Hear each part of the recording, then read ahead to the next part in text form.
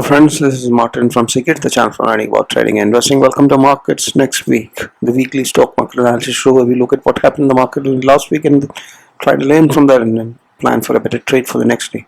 And this is analysis for the week that's starting from September 26th, Monday tomorrow, 2022. So what an eventful week we had.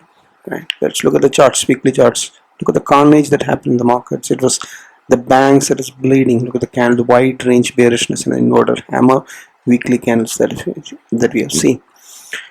Look at Nifty. Look at the candle on the Friday. It's heavy fall bearishness, and it is an M pattern that's clearly seen on the neckline, right? And it's right on the neckline, right? Any breach from here could give a downside at least the width of this M pattern for sure. That is from 18,000 to 17,000. Now there is a 900, 800 points of downfall can come in if this pattern walks out and breaks down, because it's a neckline. So, but the smaller M pattern that is there on the daily charts on the Banknifty is already broken down and given almost the target. And so both you can see it's at a support zone right now, right? Major support zone, there is a bounce that cannot be rolled out. CIP bounce, change in polarity. So that's a weekly and the Nifty. Now look at this as well before we get it. This is the trend line that we have been talking about, and then last week we had a bearish close inside that trend line resistance, and then this week it has reconfirmed that an inverted handle that is closed much below the another bearish candle that is closed. Look at this Banknifty. The trend line has got straightened now, and then it's a rounding pattern, failed attempt to break out also that has happened, and Banknifty still needs a reconfirmation of a red candle below the previous week's candle for confirming the bearishness from the Banknifty, but it's a failed attempt with a closure below the trend line, that's for sure. That's the weekly resistant trend line that we're talking about. Let's get in the numbers and see what exactly happened. 1.16 is 204 points down on the Nifty previous as compared to the previous week, losing the trade. Yeah, it's still above the 20 and 50 weekly moving average. Weekly, if you see, right, it has reconfirmed the previous week's bearishness, and it is close inside the trend line. Banknifty lost 3%. That's 1,228 points, and it is still above the 20 and the 50 weekly. Not the DMA, it's a WMA weekly moving average. Is close. It's still above that. And the trend line resistance rounding pattern neckline shows that the resistance has happened and the reconfirmation is awaiting for the next week on the Banknifty. Daily, if you see, that is where the intensity of the Friday fall has happened. 302 points is 1.72 and 1,084 points in a single day. 2.67% of downfall with the wide bearish candles that you see on the daily charts, right? And pattern breakdown we are all seeing. Now Bollinger Bands is showing consolidation for sure on the daily charts, right? And Nifty also with a wider bandwidth, it is also closed and lost the 20 moving average of the daily, the median of the Bollinger Band. So this indicates consolidation with a bearish bias on both indices right now. Moving on, the resistance and the support zones, you can see that the first resistance will be 17,834 now, it's the previous swing high, and then above that you have 17,992 previous swing high, and then 18,115. Downside you can see 17,155 is the next. It's also a neckline of the M pattern, you can say. That's where the first support would come in the previous swing low, and then after that 16,948 is very crucial support. That is it's a gap support, and after that it could fall down to 16,653, which is what another gap support, right? That's the Nifty resistance support levels. So Banknifty, you can see that's a wide range bearish candle, and the first resistance will be to move over that 40,500 levels, right? And above that you have 41,159 point, which is previous swing high resistance, and then 41,678 levels. Downside supports will be 39,200 first, and then below that you have 38,800 levels, and then 38,400 levels, which is a gap support, and then it falls down to take support at 38,000. So the crucial levels of the Banknifty upside and downside. Looking at the momentum and the trend of the Banknifty, you can see that the daily charts on the Nifty is showing that it has fallen to the sideways momentum, and sideways momentum is seen on the weekly as well. So there is a momentum dip clearly seen on both the weekly and the daily time frame from the Nifty, while Banknifty you can see that it is holding the bullishness at least in the weekly with a divergence in the momentum, reverse positive momentum divergence, which is bullish in momentum. That is, it can take a support at this RSI 60 level and then bounce up. So Banknifty, that way it's positive from momentum, positive at least in the medium term. But the thing is that the daily momentum of the Banknifty was holding the RSI 60 above levels, which is breach, and now it is falling. So momentum has dipped clearly on the short term, definitely on both indices, but some strength is left, and Banknifty, which is holding on the moment. So this clubbed with the Banknifty's CIP bounce potential and not losing the 20 moving average on the weekly time frames indicates that Banknifty is still not that weak. Right, that's what I show. So that's about momentum. We have seen that sideways slippage in the short term is what happened, and ADX indicator is showing that it has crossed over. Both the indices have now crossed over the bear zones, right? But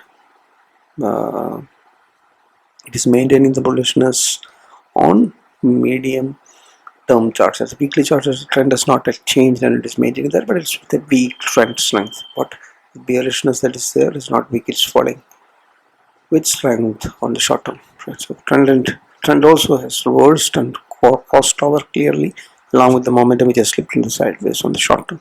But medium term on weekly charts, it's still maintaining the trend, it's still maintaining the momentum as well. Right? The positive thing is that there is a potential which is unconfirmed positive reverse divergence that can work out on the Banknifty indices on the weekly charts, which could give a medium term bounce up that we cannot rule out if it works out. It's unconfirmed. Make a note of that. Moving on to the volatility, it's a 4% near spike up that has happened further, taking it above the 20 levels, and it's 20.5 now close of the India VIX, which indicates that there is a lot of fear and greed that is there. Obviously, because of the global cues and the US markets crashing. So trading in short-term instruments is going to be very, very tough going ahead. Right? I'll be very cautious. Short build-up has happened on the open interest data on the Nifty futures. On both the indices, the short build-up that has happened on the last trading day. So it's for the options open interest data that we see for September 29 monthly expiry. You can see that there is a put call ratio that is gone far away from the bullishness. It's heading towards the bearishness. 0.62 on Nifty and 0.5 on the Banknifty is what the put call ratio is not very encouraging at all. You can see that a lot of put has got built up in the latest open interest chart of the Nifty and the Banknifty. Puts or resistance is getting built up, okay? And the levels are so wide that because of the speculation or this the sentiment indicator moving up, 16,000 and 17,000 is the range where the highest put and call rating is seen. Right, these are the levels.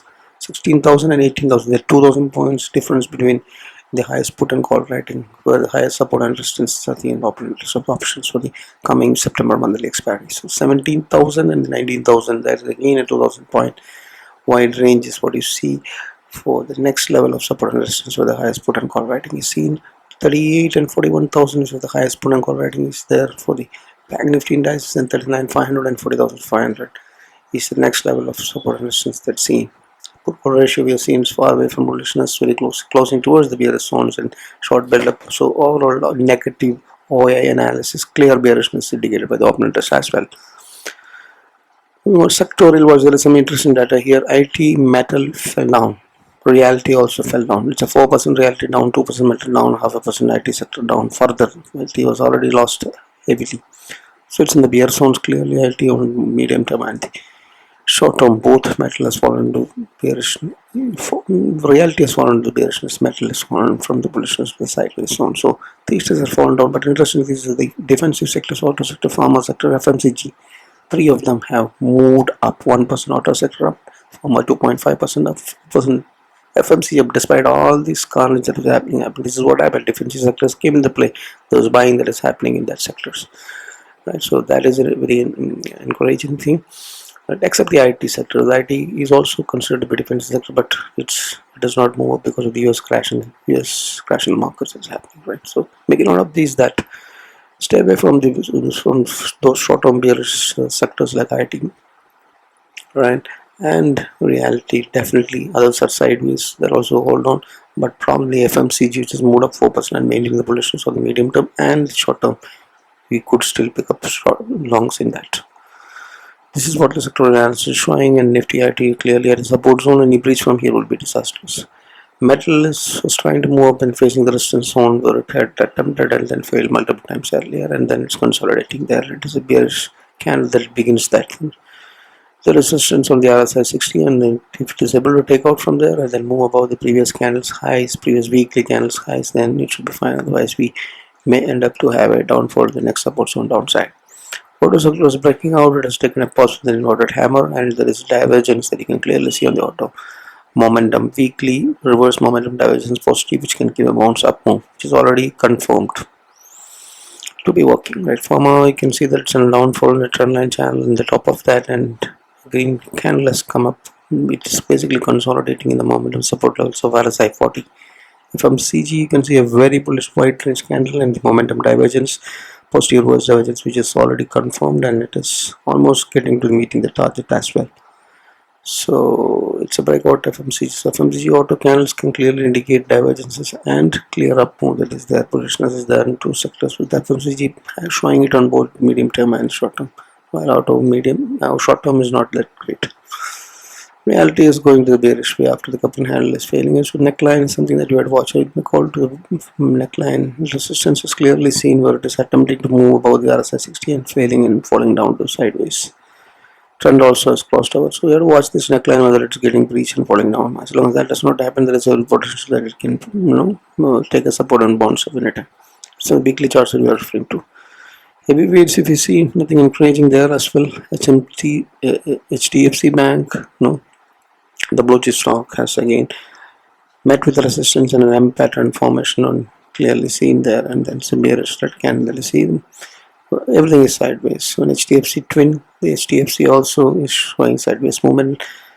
Reliance also medium term sideways movement. In the short term it has even gone to the bearish zones, and this neckline of the breakout zone has to be watched out. It may be consolidating at that zone or trying to bounce up when the market improves, right? So all three heavyweights there out there, index HDFC banks and Reliance are all showing sideways movements on the medium terms.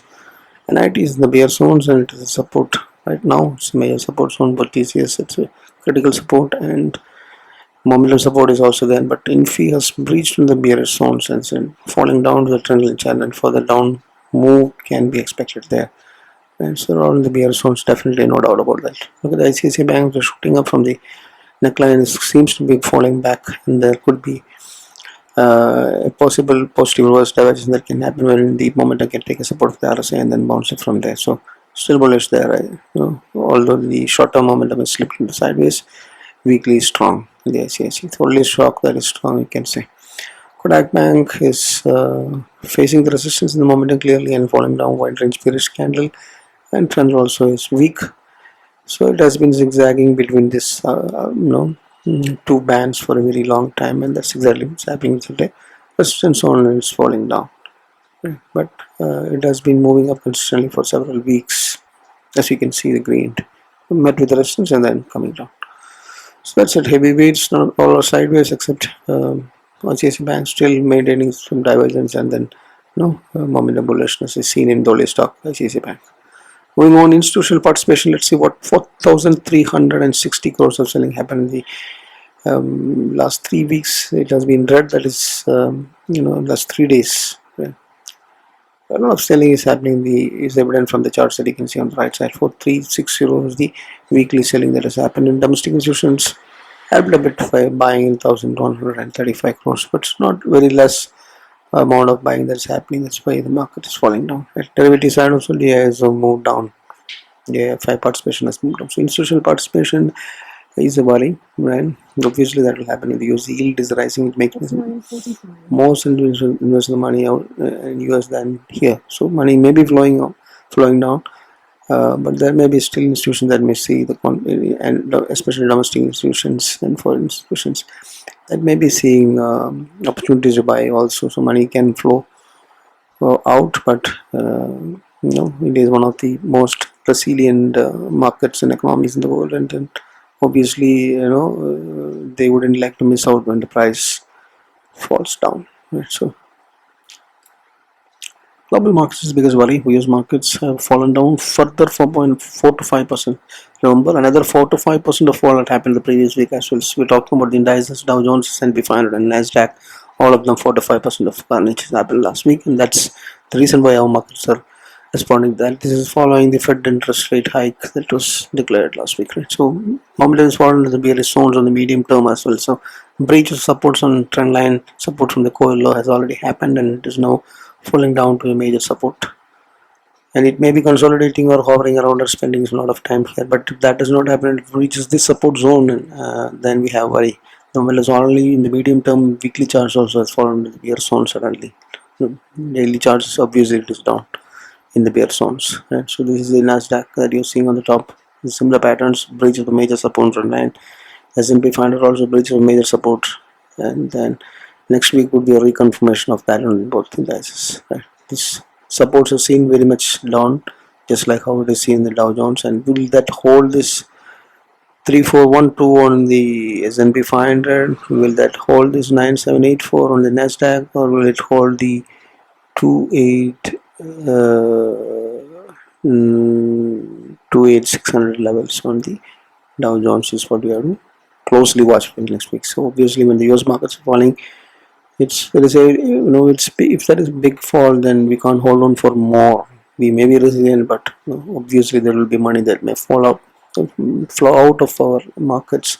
Big money, smart money may flow out. So there is a chance that it can turn out to be bearish. Although there are some occasions where we have not reacted that much, right, where we have been more resilient. So it's not necessary that we cannot stay decoupled, as they say, for long. Crude oil, there's only good news that we hear is that the crude has fallen down below the 80 levels and 78.9 79 levels. Remember, it's a trend line channel and some major support zone breaches happened. Now, if it is falling, it can fall to 61. So weekly charts that we are showing, and weekly the momentum has fallen to the bearish zones. That's the good news. Gold, which is used as the hedging instrument, has fallen to the bear zones on the medium term as well. It's a major support zone is breached, and now it may be heading towards the 1600 channel bottom levels. Right. That's what you see about commodities. There is some good news on the crude side, but US market bearishness, and the one thing that we have missed to talk about, the US dollar, right? That is the rupees at the weakest level, 81.25. Can you believe it? It's a 2% fall that happened in the USD last week, and all-time highs were the rupees there. All the intervention of the RBI does not help. It still hops over the 81 levels, and it all happened last week because the dollar index, dollar is shooting up like anything, and 113 is at 20-year plus high levels, and 3% of up moves happened. So usually INR currency pair, although not directly correlated, it is related in some way, and then when the dollar shoots up like that, there's no way that it can be held below the 80 levels and shot up the 81, and rupee at the weakest point, all-time low levels, right? As we've seen, gold, crude is the only good news. So deep worries on the global cues are very bad. Deep worries there. The US markets falling down and the dollar shooting up like anything, and rupee falling to the weakest ever levels is worry for the markets. Two stock picks from the next week. Short side, Coforge, is also known as NIT Technologies, at a major support zone. It's a head and shoulder multiple times shown on the weekly charts with the bearish momentum on the weekly. Can give good swing short opportunities on the downside, clearly with good risk reward. In the Sun Lever, the FMC sector assets is on the upside with the defensive stock sector rising up. There is every chance that it can give good trade if the price moves above the previous week's candle. It can go up to the channel tops for sure, and it's a good long trade. In the Sun Lever long, and Coforge, which is the IT stock, can give breakdown and short swing opportunities, right? Two stock picks for the next week. Moving on, this is the index strategy options double diagonal calendar spread where we have been talking about. This is giving a very good risk reward. If we are targeting only for 2%, I would not say very good, it's reasonable, fair risk reward. If you are targeting for 2 to 3% only, consider the estimated margin is only coming to 56,000, right? Even if you double that as the capital position sizing, it's a good 80% nearby probability of profit. And look at the range that we are getting, 16,700, which is very unlikely to breach in the one expiry, right? And look at the upside, we are safe till 7,900, which is not likely to happen. So we have the cushion when the spike in VIX is happening, we gain extra. So it's a double diagonal calendar spreads advantage. Basically, we are selling call and put options of the near month and then buying the hedge positions of the next upcoming month, far month. So basically, we are fully protected. We know what is the best that we are going to lose. It's risk defined, safe strategy that could has very high probability of working, and very good range is what we get. Adjustments obviously will have to roll up and roll down. That may not need to be happen on whenever it's a peak of where the price, where the selling has happened, that peak point before the breakdown, or roll down the opposite side when the market boosts in one side. Right? That's how the adjustments has to happen. So double diagonal calendar spread strategy on the Nifty. To wrap up all that we have been talking about last week, clear bearishness reconfirmed with the banks bleeding, right, from the selling pressure that is happening, 1084 in a single day, right, and all the gains are were given up just in 1 or 2 days, right. So that's a worry, but yeah, so the market, Banknifty was supporting and pushing the market after making the all-time high, but that starts bleeding, then we have a worry, and then Nifty, both of them have closed inside the weekly channel. So weekly resistance, right, is clearly seeing selling pressure is clearly seeing. Bollinger Bands is still indicating there's a consolidation, not a bearish expansion on the downside yet. A divergence on the Bank Nifty we have already seen bullish in nature, not having lost the 20 DMA on the bank weekly, and the different sectors like except the IT, all the different sectors are moving and up like 4% in FMCG and all that is positive, right? So that's only hope for the bulls out there. But otherwise, the bearish price patterns, the falling momentum, the falling trend, the crossover of the trend, open interest, portfolio ratio, Fyers selling that is happening since last 2 weeks, rising wicks, the Nifty weakness, right? Poor global cues, all together makes me think that it's moderate bearishness, right? US markets are bearish. We have studied that earlier. Making note of that, any big falls from the breach of that level of 29,600 on Dow Jones could be very crucial, and it could be disastrous if that works out. If that consolidates and holds there and then try to manage that levels, then it should be fine.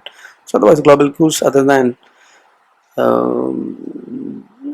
overall global clues are not great, right? Repo rates hikes in our market, US inflation, Fed rate hikes, and Ukraine war, China, Taiwan, all these things are there. And only relief that we have is that the crude oil is falling, which is giving it some cushion. But dollar and rupee is at the weakest ever all-time high, right? That is disastrous, right? Which is climbed up above the 20 and closed above it on a weekly basis. It's clear warning to be cautious, especially if you're trading the derivative. So levels to watch immediately for the next week is 16,950 and 38,000 levels. If these are breached, then we have to be cautious and we have to take short calls on the downside. Right, uncertainties are there. It could go and make a new swing. We cannot rule out that. Right? So market views moderate bearishness for sure. So what you can do is long quality stocks if it is there. Then hedge that positions and hold on that with hedging strategies like covered call. Make new investments and averaging and all that from cash secured port strategies and all that, right? Only if they are quality stocks. If they are not quality stocks and hit their levels, then come out of it. Right? And do not take overnight risk on the option strategies, and use hedges like critical spreads and non-directional option strategies, and number of them are there where you know what exactly if you lose overnight. If something happens, you know what you will lose, and you still have your capital still there for a next trade that could work out and then recover what you have lost, right? So think in that way and then play safe, right? So my view is clear, moderate bears for the next week, right? And positive things are there is a CIP bounce chance, there is a positive divergence, all this can happen. So consolidation is what Bollinger Band is still showing. As long as that expansion does not happen down, we are fine, right? But we have to be cautious when the VIX is about 20. That's all, right? Hope this helps you to frame your market view and the next week's trading plan. And if that helps you in some way, definitely consider hitting the like button and share it to maximum, and subscribe if you're not subscribed. Thanks a lot. Happy trading, happy learning, happy investing. Bye.